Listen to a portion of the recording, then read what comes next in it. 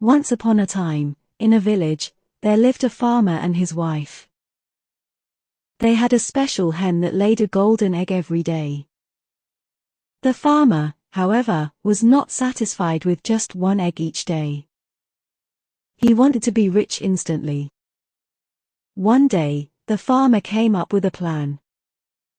He thought that if he could get all the golden eggs at once, he would become very wealthy. But to do that, he decided to kill the hen. The next day, when the hen laid its golden egg, the farmer took a knife and sadly killed the hen. He was hoping to find all the golden eggs inside. But when he opened the hen, there was nothing but blood. There were no eggs at all. The farmer felt really sad because now he had lost the hen and wouldn't get any more eggs.